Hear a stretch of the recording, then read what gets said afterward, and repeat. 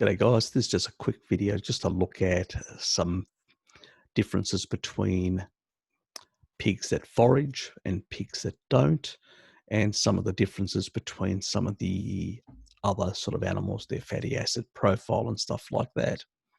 Anyway, let's get on with it. Okay, so this is a study that was actually done by a farm-led research. So this is in Iowa, in the US, and let me just increase slightly. So this is their sort of intro. They call it in a nutshell, but it's an intro. And they basically just said that raising pigs on pasture increased the exposure to and the intake of forage, which can affect the fatty acid composition of pork. Yes, it can. Then they make a big that contains high proportion of omega-3s. Then grain-fed animals increase human consumption of these fatty acids is known to decrease the risk of cardiovascular and autoimmune disease. It helps, but it doesn't basically, but it's not the only thing. So that's a big statement to make. When we've done studies using omega-3s, like in supplemental, they've really been a mixed bag. And when we've done basically studies on not only on cardiovascular, but autoimmunity and other things like that, again, they've been a bit mixed bag. So it's a big statements that a lot of people make about omega-3s. And, you know, it's just one of those things. But the body needs both omega-3s and omega-6s. The problem isn't the actual, these fatty acids, these essential fatty acids. That's why they're called essential. But if you were to eliminate any one of these to zero, you would die. Okay? So the body needs them in that regard and needs to get them from the diet, or you start suffering all sorts of issues. When your body is inflamed, and it may not be from the food, but it could be from the environment or other pathogens or whatever, it will utilize more omega-6, you know? So just because there's an association between damaging behavior on our part or from our environment, and these things increase in our body, that's just an association. It's like the LDL thing. Yes, it turns up because it's there to fix things. You know, it gets, you know, LP little a doesn't turn up for the fun of it. It turns up there, and all animals, as I've told you, use endogenous vitamin C, actually use uric acid and LP little a to fix things and repair things. It's only when we chronically cause ourselves injury due to inappropriate diets and lifestyles that these things can't keep up, and the damage builds up and causes a lot of the diseases of modern civilization. So that's why these sort of statements don't really help. They're just motherhood statements that are not backed up with empirical data. But let's continue. Let's see what they actually found. So this is the type of, so we're looking at some pork loins, some chops. I love chops with nice fat little pieces. These are the sort of fatty acid and total lipids as a percentage. Obviously, the store ones are lower than even the grain-free, and that's because of they trim things off, as we know, in stores, and we lose a bit of saturated fat as a consequence of that trimming. The monounsaturated fats slightly go up in that regard. As you can see, there's not much difference amongst them anyway. Monounsaturated fat tends to be in right throughout the different bilayers. So even when you trim off, you don't really make much of a difference. Now, obviously, omega polyunsaturated omega 6s, they are much closer to the actual tissue. Why? Because they have to be there because they're involved in reparative purposes to tissue. So that's why they're more concentrated further in, and further out you'll find of the omega 3s. That's why when you trim, you lose more omega 3s and you gain more omega 6s when you have lean trimmed meat cuts, so to speak. When we're looking at the actual omega 3s, obviously there is quite substantial difference, 3 times compared to the 100%, and close to well, not exactly, slightly less than double for the 50%. 50% will be more indicative of the majority of livestock out there. Very rarely do farmers actually produce or animal with 100%. It's just expensive, especially transport and a lot of things. So you've got pasture, you've got basically an environment there that the animals can eat on, and what they do is they usually supplement, and it's anywhere between 30% to about 60% in most cases, and depends on the country and depends on the sort of cost. In America, it tends to be higher, and that is just because of the food of the grain subsidy. Most other countries, it tends to be quite on the lower side, less than 50%, for the simple fact that it just costs too much. And I'll be showing you some of the costs further down to get an idea. But in general, the omega 6s, which are the ones that most people are sort of concerned about, as you can see, there's not much difference. And these variations, this is 100%, and it's actually the 50% is higher. Now, it may have been eating something in the environment that basically may have lifted, and that's why this figure is based on a specific herd, but you could actually get another grain-free herd further down that may have a higher amount of omega-6.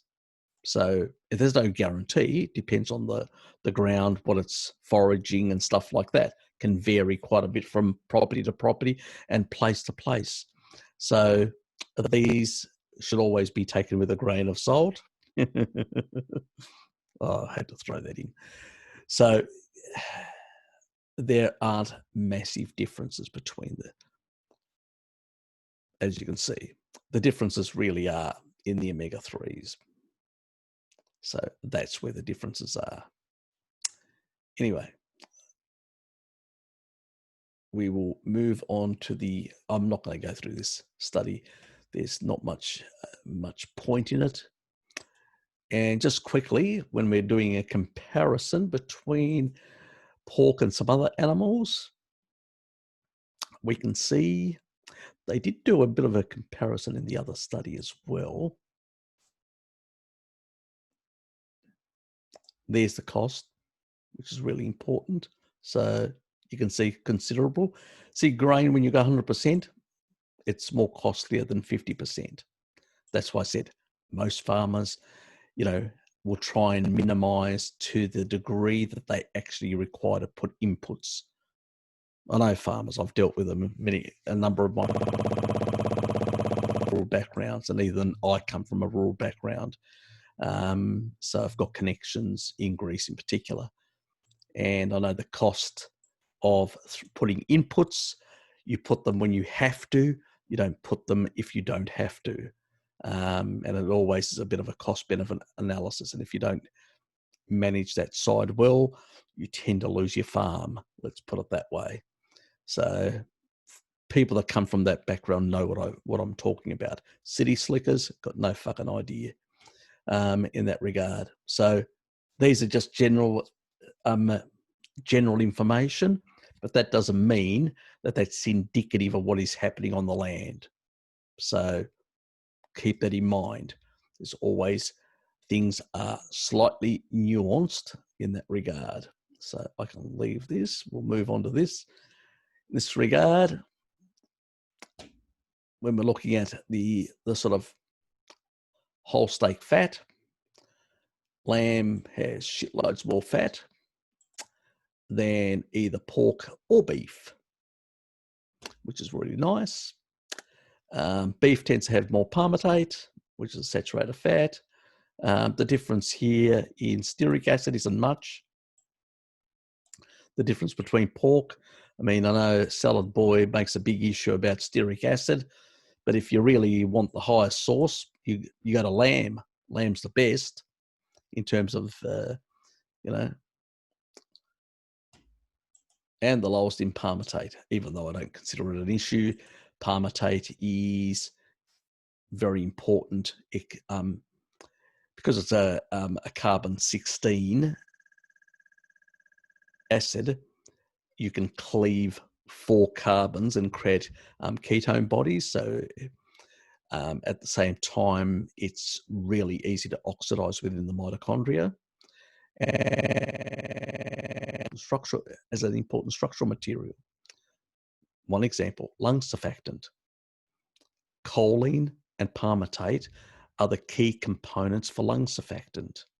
So for structural, what I call structural asthma, it usually is a deficiency of either one of those or both. My younger sister had that. She was a vegetarian for many years, 25 years, had asthma.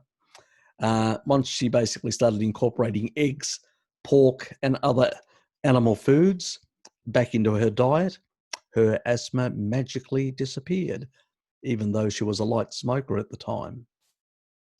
That should tell you something. Nutritional deficiencies do have an effect on our health in a number of ways. And it's not only the vitamins and minerals, but also key fatty acids that are key critical components to different tissue types. Anyway, when we're looking at MUFA here,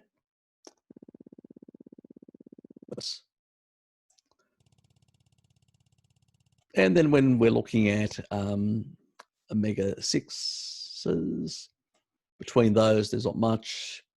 Pork, we've already talked about it, much higher, but I don't see it as an issue. Humans are much better converters than what are pork converters. So, I mean, lipid metabolism in rats is very different. I mean, even to get a rat into a state of ketosis, you literally have to push things 0 carbs, very low protein, and extremely high into the 90 level percentile of fats in order to basically induce mild ketosis. So you can't compare one animal with the other. Let's just get that out of our head and stop comparing rats. But I will show something. Now, arachidonic acid, which is a key protective omega-6, one that actually is important, involved in, reparative purposes. Very much touted in the paleo community and for a long time, is much higher in pork compared to both lamb and beef. They seem to forget that.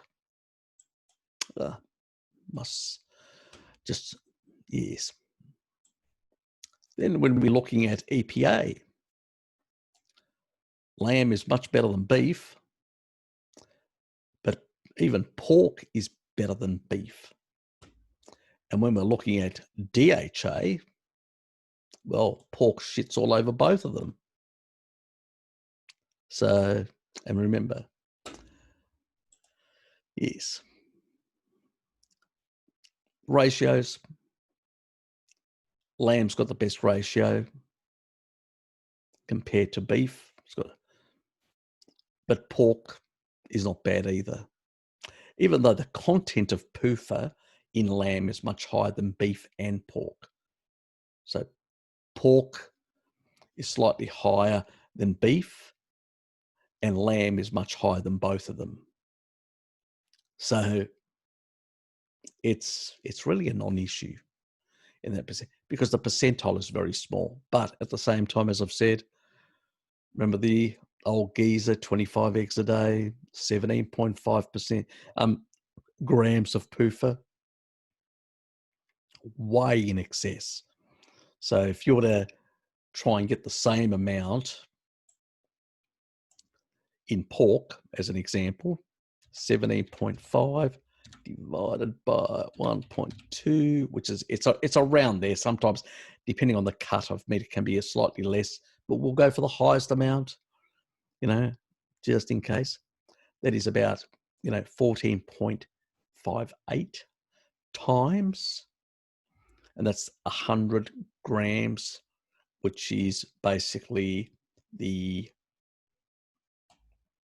let me just move that out of the way.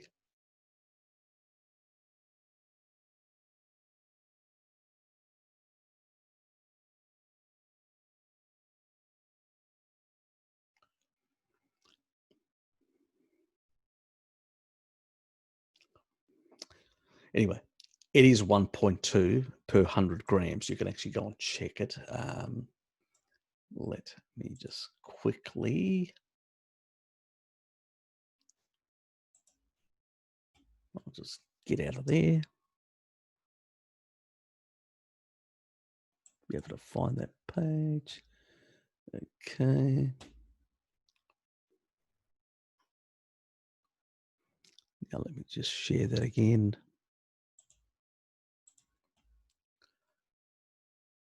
So there's the lamb, which is 1.5, which is the highest. That is beef, which is 1/2 per 100. And pork, which is 1.2. So just to clearly show that amount. So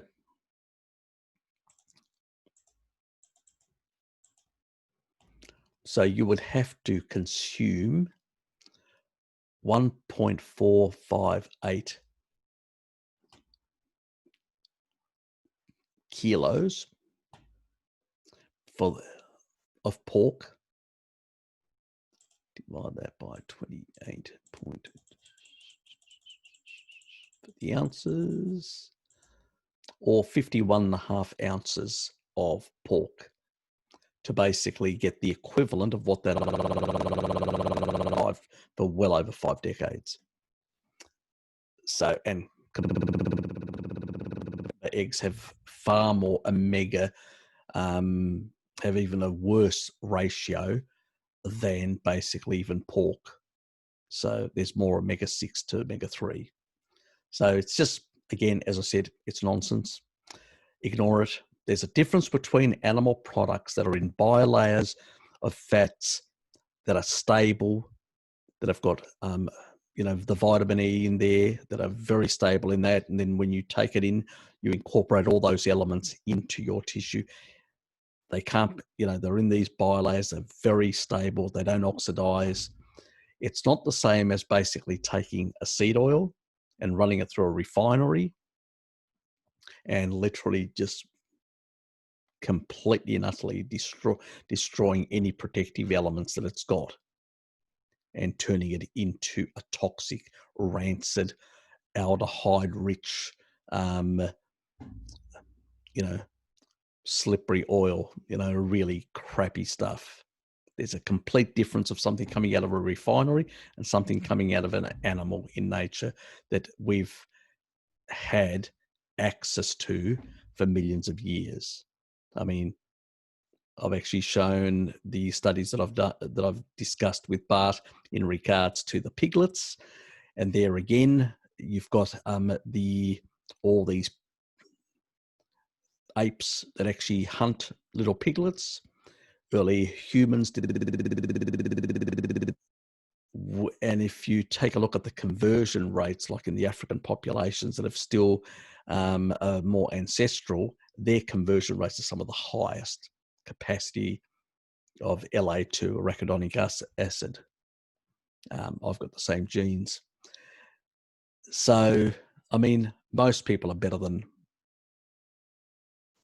but some of the agriculturalists, like the Chinese and some of the Southeast Asians, tend to be less, and that's just basically because of the dietary choices those populations did over multiple generations. Populations that have got more animal-based diets or had historically more animal-based diets tend to have better conversion rates. Simple as that. So, it's just a reality of adaptation, things like that. So there are variations in that regard. As I said, you got to look at your ancestry a bit in the food choices you make as well. Anyway, so even when we're looking at the ALA, again, even in that. So anyway, that's covering that point to show that, one, when we're looking at pigs, whether they're pastured or not much of a difference. And when we're looking at comparing the animals, these ones, there's not much of a difference. The only difference between pork and the other type of meats is primarily in the omega-6s, but it's not important because as an amount, it's still quite quite low in comparison to what that old geezer was consuming. So if he can consume that amount over multiple generations, outlive his parents, as far as I'm concerned, it's not an issue as well. One, it is stable within the bilayers and really is not an issue. And I've explained this about PUFA. But at the same time, it is a low deuterium fat. Pork fat has got lower deuterium levels than basically even tallow. So lard is lower than tallow and lower than butter. Butter is around about the 100. It depends between 122 to 124. When it comes, and the same thing with cream, it can vary. It can also vary on what the cow's eaten, blah, blah, blah. So there's a lot of factors there as well. Now, the other factor, when you look at tallow, it's around the 120 odd, 122, around there, where lard is 115, which is way more protective to your mitochondria. So this whole notion, but when we look at seed oils, completely different picture, where sugar is around about the 140 odd to 150 odd, sometimes 160 odd, depending on the processing of what it is. Seed oils, 255. Double that of sugar, practically. And definitely double that of any pork fat. So seed oils, when you compare seed oils and you compare basically pork forms of fat, there is no comparison on a whole lot of parameters. So these are sort of important things. This is a study that I actually showed last time. I've still got all the highlights. And this is a study where they actually, deliberately induced in these poor little rats in their colons. They put this carcinogenic, injected them with this carcinogenic sort of a substance to deliberately cause these sort of ACFs, aberrant crypt foci. So basically, these sort of lesion type things in the colon that you get, these sort of cancerous type lesions and stuff like that. So they deliberately did that. And, they gave them other foods, and, there were other foods that were given, beef, chicken, whatever, the standard chow and all that sort of stuff. And it was quite clear. In contrast, the bacon-based diet consistently reduced the number of large ACFs per rat. That's a slam dunk as far as I'm concerned, you know. And at the same time, the funny thing is, the control had less sucrose than basically, and this is the funny thing, when you look at the composition, there's the bacon and all the other other products and the control, they basically what they call a high fat and a low fat. It's bullshit because it's got plenty of animal fats in this bacon here. But what they've done is they've done a swap. This is the sort of bullshit things that really annoy me.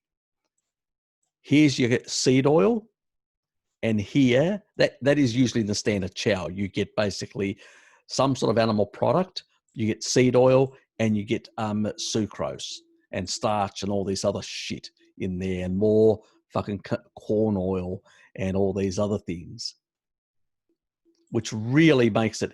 But here we look, even though this is the important thing, even though you're giving it something very highly glycating, we know fructose, sugar, sucrose is very highly giving the actual bacon shitloads more all over here with the corn oil is still more protective. Surprise, surprise. Here it is. The statement is quite clear. So even though these people are putting in some of the other oils, but a very small amount, 2.0, really small, they put it in everyone. The sort of what was it? The canola or corn? I'm trying to remember now what it was. Corn. Yeah, they actually put them also a bit of that. That's in the main chow, all this sort of shit. And then all they do is up the sugar component or the fat component, and they always use corn oil as a fat. So to demonize the fat, it's always the seed oil they put in there. So it pisses me off the way they do these studies. But the reality is, we know pork is high fat and all that. Because they put more sugar into, they call it, oh, look, it must be the sugar, the sucrose. Give us a break. It had no effect on the others. It's the bacon. The other meats didn't have the same effect. If it was the sugar, no. It was basically the other meats it just shows that cured meats can be, far more stable, or just the bacon is basically more protective for the colon. Simple as that. Maybe it's the low deuterium levels. I don't know, because this study didn't investigate the reason behind this. They didn't look into deuterium. They didn't look into other elements or the higher arachidonic acid, which is reparative, as we know. Maybe it was a synergistic combination of higher arachidonic acid plus, because remember, rats can't convert LA to arachidonic acid.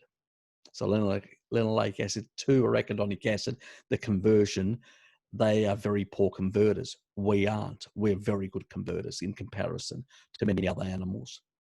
So basically that gives us an advantage. But when you give the rat a food where it doesn't have to do the conversion, it just gets more of it compared to the chicken and beef and all the other stuff, or the leaner cuts of pork, which they put in there as well as a confounder. But the reality is leaner cuts, they're going to have less arachidonic acid as I showed before, the bacon is going to have more arachidonic acid. So there you go. I suspect arachidonic acid is also playing an important role factor there as well. Yeah, but I just wanted to leave you with that impression to realize that, things aren't as simple as people try and explain. You're going to say to me, well, since there's not much difference, why should I pay premium dollar to get pastured? And why, Harry, do you pay to get pastured and have a preference for pastured against, the grain fed, since there's not much difference and you don't think there's much difference? And that's true. If all things were equal, I probably would go for the cheaper option.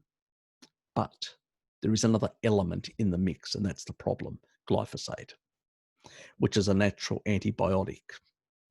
Well, a registered antibiotic, patented. It has antibiotic and also has a number of other deleterious effects that can cause health problems, gut dysbiosis, reductions in manganese and all sorts of other things, and that can affect neurological development of young children and all sorts of things. So there's a lot of issues in regards to also manganese toxicity, where it concentrates it, and all these things. So the problem isn't the actual animal, it's the glyphosate, which is the issue, because I believe glyphosate is very destructive to the gut microbiome and is a problem. So the question is, are the grains or the silage, are they glyphosate free?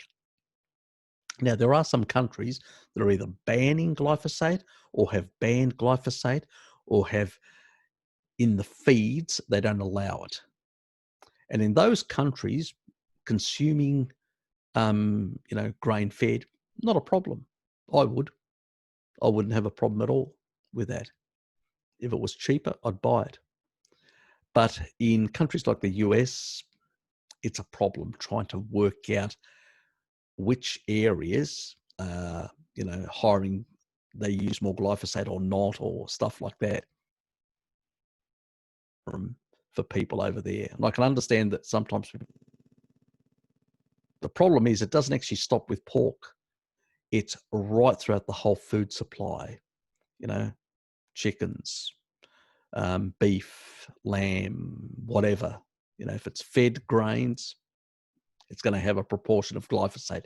Now, animals do have the ability to detox to some extent glyphosate, even though glyphosate does affect liver function. It's one reason why a lot of these animals that are on grains have severe liver cirrhosis and all that at the time of slaughter. They're very sick animals because of the glyphosate.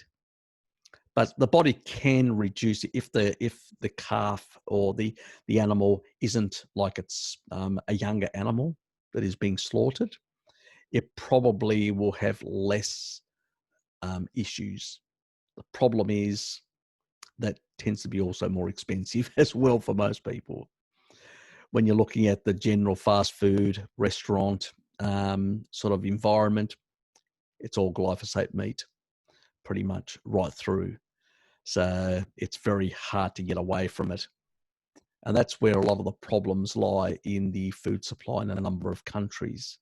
So it's not that grain, in terms of fatty acid profile in pork, or better, or anything like that. It's pretty much the difference between an animal that's foraging or an animal that isn't foraging. But even foraging, yes, I know this is going to really ruin some people's lives. Even animals that forage, there's a potential where some farmers may use glyphosate on their farms to get rid of weeds. And there's also contamination and cross-contamination from other fields, from other farms, or spraying. So it's a big problem. Our general food supply has been compromised in a number of ways. And, when it comes to food choices, it is really difficult. And this is one reason why I've been doing some of these little skits on, the probiotics and the importance of trying to get more lactobacillus, strains into the system, and a bit of kefir and stuff like that, is because glyphosate decimates them. And they are so important to our gut health, our immune system, and our general health. And, and that's why I sort of am trying to get this information out to you guys. It's going to be really hard to fix our food environment, and not only what we feed animals, but the general food environment of, agricultural pesticide contamination and cross contamination in fields. I will be doing something on glyphosate, and I will be providing some information on which parts of different countries have more or less usage.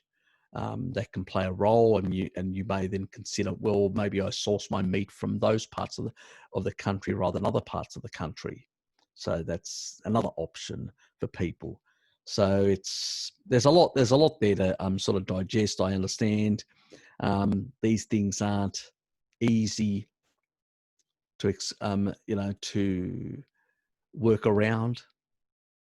I don't envy a lot of families with their finances and all sorts of other issues and all that.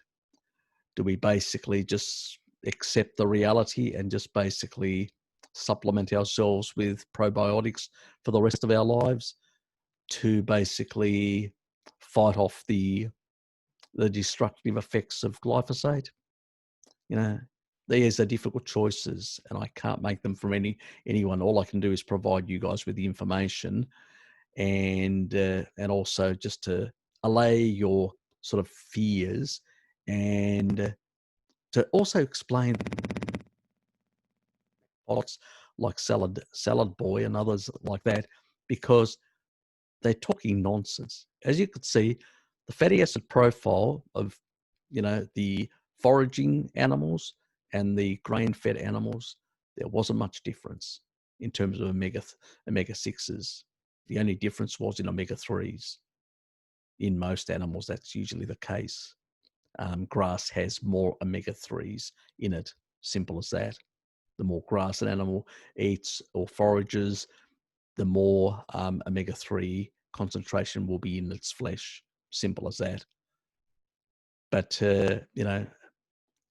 Salad Boy's been claiming that these massive differences in omega-6 profile. Well, there isn't. And that's the reality. And this was basically done. This study was done by farmers who are promoting grass-fed, or you saw the images of the foraging animals in that study. So they're promoting that and sort of, trying to skew things that, these are much better. Yes, they are a bit more expensive, but they are much better, healthier, and all this. Yes. The issue is even their animals could be eating grass or foraging in parts that have been contaminated. So they can have problems as well. And that goes for all livestock. So, I think we're focusing on the wrong issues when it comes to animal, grass, grain, fatty acid composition, blah, blah, blah. The big issues are contaminants and other things that are big problems, and the capacity to detox, both in animals and humans. There are varied amounts. Some humans have really got high detoxification pathways, like myself, and others have got very poor detoxification capacity. And those people suffer far more when they're exposed to these substances. So,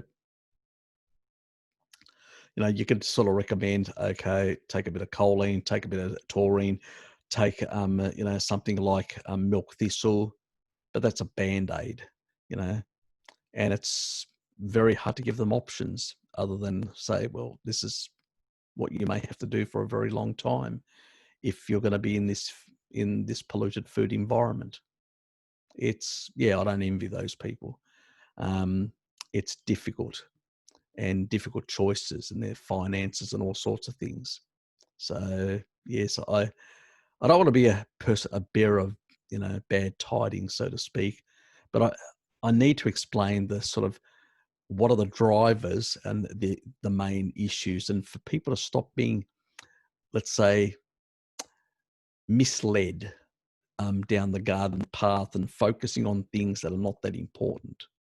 You know, as I showed you, you'd have to eat massive. I could not eat, you know, I struggled to eat half that amount in terms of meat alone.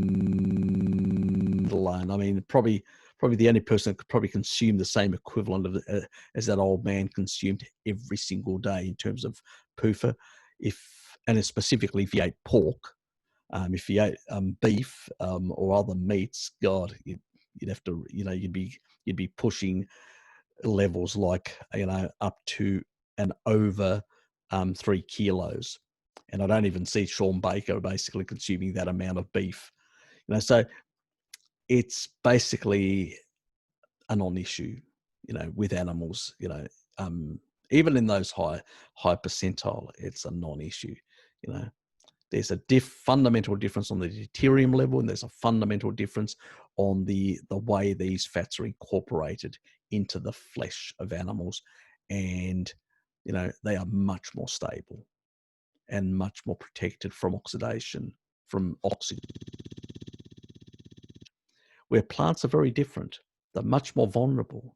You know, you cut a plant and it literally withers away very fast, you know. So it's very hard to store plants. Why do you think we have, you know, so much refined plants? Why have we refined plants? Deliberately because they are perishable, and you have to refine them in order to make them a commodity to be able to sell.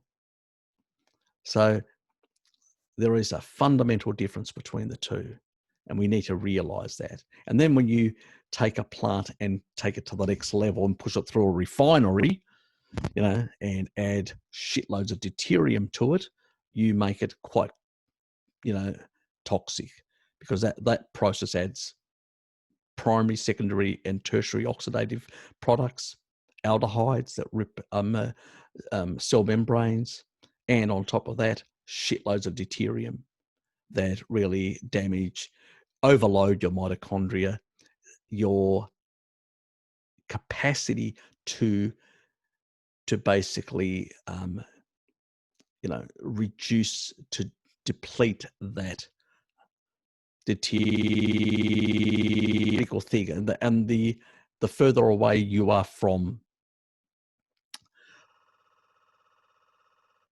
and exposed to UV, the harder it is to deplete. And that's the problem. The harder it is to deplete deuterium. And so under those sort of circumstances, I mean, you know, if you were to, you know, if you were to expose yourself to sunlight in the tropics and consume 1 gram of PUFA from seed oil, and do the same thing in the Arctic Ocean, it would be completely different effect on your mitochondria. Because in one environment, you could deplete quite well, in the other, you can't. And that 100% of that would actually damage. So that is the difference as well. So the further away you are from the equator, the less energy you can actually produce from the sun. Like if you're out there, you can actually produce up to a third. But your mitochondria directly from sun. But if you're in, you know, like the Inuit, basically you've got Buckley's chance. You know, very little. So in that regard, you've also got less capacity to deal with these sort of things, these toxins or the high deuterium levels, stuff like that. So yes, I would say steer completely away from the plant-based PUFAs, but the animal-based PUFAs, don't worry about them. I wouldn't worry at all. And don't really worry about, the sort of arguments of grain versus pastured. Not much difference, believe me. The biggest issue is glyphosate. And even some pastured animals can be exposed to glyphosate. So there are issues there. I will be making a future video to cover glyphosate and potential strategies that we could use to reduce or mitigate some of the effects, both from the food supply and generally in the environment. Because remember, even in our neighbourhoods, we call it Roundup in Australia and New Zealand, and even the local councils tend to spray around the city Roundup to get rid of weeds as a weed killer. So children are being exposed to this, adults are being exposed to this in the environment. So it's not only in the food supply, it's endemic in all sorts of places. Germany's banning it in 3 years' time. They've been phasing it out slowly. But in Germany, they've never been a big grain producer. It's too cold up there. So basically, there was never massive usage in that country. And it does make a difference for a lot of the health problems. If you look at the grain producing, you look at sort of the differences in a number of diseases. When you look at the Ukraine compared to Germany, massive difference in a number of diseases. Again, they are a massive user of glyphosate, and they're a big, producer of grains. So that is an issue, and there's good studies that actually show these relationships between the different parts and all that. Countries that have tend to have far more worse sort of health outcomes, and particularly with gastrointestinal stuff of that sort, compared to other countries that have less usage of glyphosate. So there is a dose dependency as well, which is quite clear. The problem is there hasn't been enough research to really tell us where that is. But anyway, this was basically to just illustrate the differences between the different porks, not much difference, and also some of the relationships to other meats, and the big issue behind all things in the food supply, which I will be covering comprehensively in a future video. Anyway, hope you enjoyed it. See yous.